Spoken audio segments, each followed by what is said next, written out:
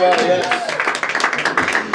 Yeah, she sounds so much better in person. Oh my God, thank you. No, I do want to talk about your career, but I want to talk a little bit about your background because I feel like it's so unique and gets allows us to get to know you a little bit better. Totally. So your parents were musicians Yeah. and actually formed a group before they started a family. How does the legacy of their music inspire you in your own career today? Oh my gosh, it's been inspiring me since the first time I ever heard my mom sing. She's just like one of my favorite singers. I don't know, I think, yeah, that's obviously the reason that I'm a musician today.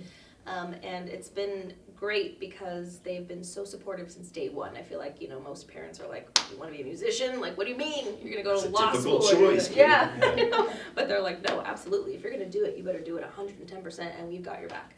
So that was like the best thing to grow up with because, I knew very young that this was what I wanted to pursue. So they really made it easy. But yeah, it's just been great. Just my younger sister's also a singer.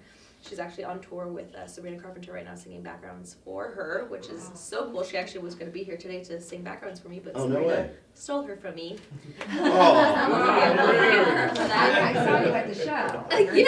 Yeah. I was like, I know. And then I'm like, it looks like you on stage. Yeah, It it's looks the like coolest it, yeah. thing. Just That's so cool. Yeah, music is in the family, and getting to hear my dad play his guitar growing up, and hearing my mom sing with him. And He was a DJ as well, right? He was a DJ back in the '80s. The big crazy hair, and he was playing the synth piano or whatever, and they were just getting down on stage. It was just the best thing. There's some videos floating around, but they would kill me if I told anyone about that. They're so embarrassed by it. I feel like the holidays that had to be like I'm picturing everybody in like a circle around a piano and everybody singing. Yes, my uncle also played guitar. My grandpa played the piano, so it was just kind of a big jam session at all times. Do you have any idea? I mean, as far as you said singing pretty early, but like actually, we're gonna do this. Like, do you have any idea how early you were making music? Oh my gosh, I think there's a recording of me like at 4 years old. My mom like put a tape in one of those little old tape cassette things and you could like record, and I was singing like an old Selena song, and I was 4 years old, barely. To be clear, not Selena Gomez. Not Selena. Right. Not Selena Gomez.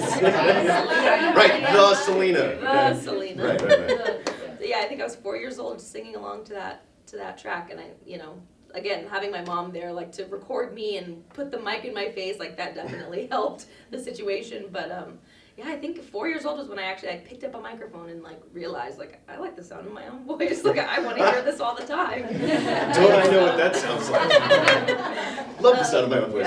I am curious, Melanie, I don't know, I guess I just have this, with everybody in your family being so musically inclined, when it comes to dating, introducing somebody to the family, like, is it a prerequisite they got to be able to sing or play an instrument of some sort? No, not necessarily, but if you are going to be a musician, you better be really good. Okay. There's going to be a lot of judgment, huh? A little judgment. Just a little bit. We've dated a few singers, my sister and I, and I mean, yeah, they're really great singers. Did they have any tips for those guys? Every once in a while, my dad will come in like, hey, I would love to play this song from the 80s that I wrote, and he's very proud of his stuff, but yeah, a little bit of that, trying to get tips. All right, now let's talk about the career a little bit. Of course, got to talk about your track Suda with Pitbull. That was a viral hit, introduced your music to a big international audience. How did that collaboration come about? What was it like working with Mr. Worldwide? It was absolutely insane. So I, made the switch to kind of start doing a little bit of a Latin, vibe. I started singing a little bit in Spanish, and so we kind of wanted to explore that. So where better to do that than Miami? So flew out to Miami, worked with a few producers out there, and one of them was like Pitbull's right-hand man. His name, he goes by I Am Chino. And so I did He's the producer. He's the producer, right? yes, and he does like a lot of music with Pitbull. Okay.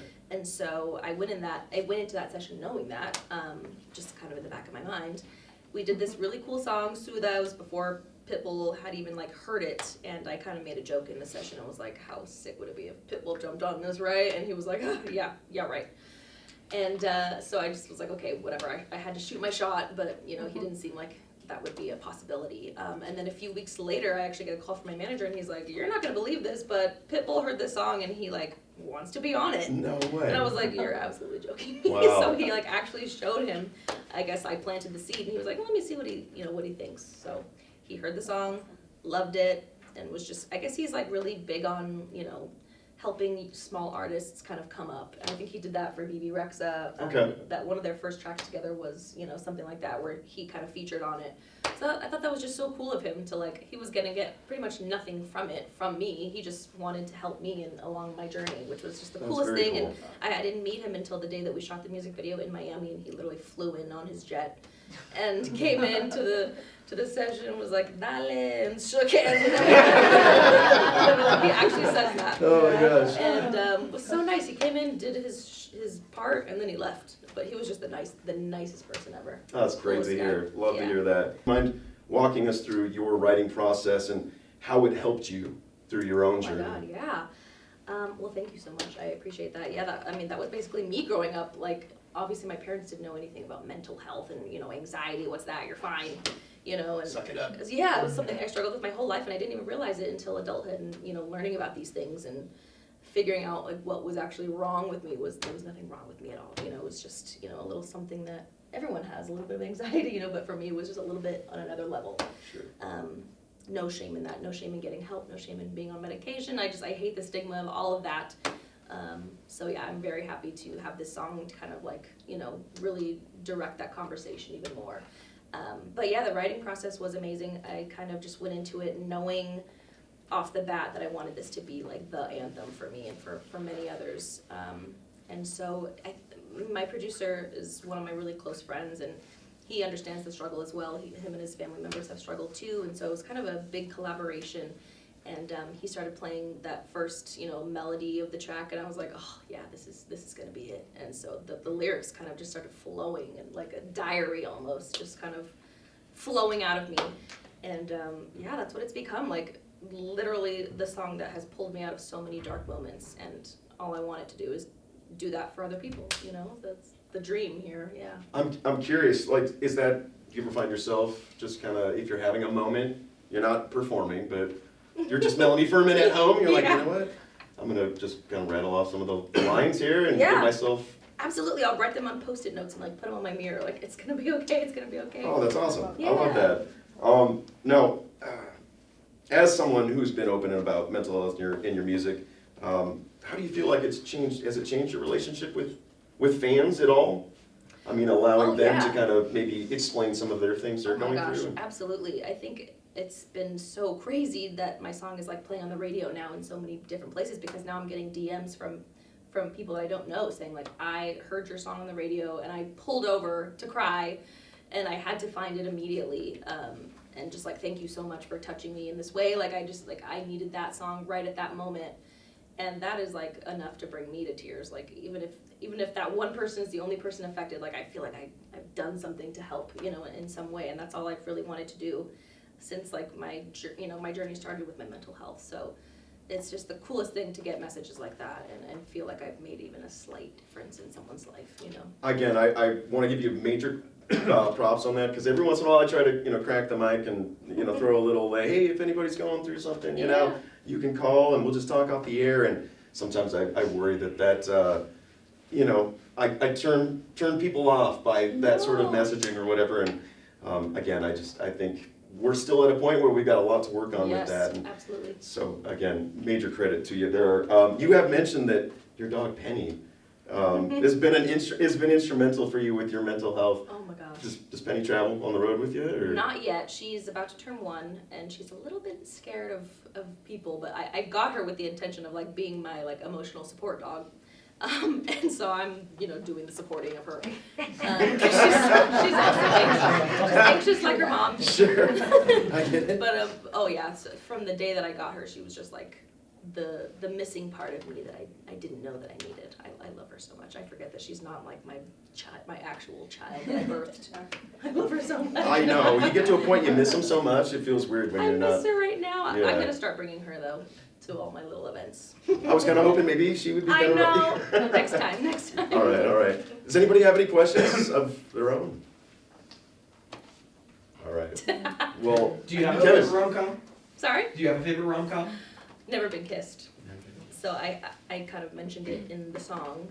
Drew Barrymore is like the rom-com queen of the 90s. Love her so much. Never Been Kissed has been like a staple in my home.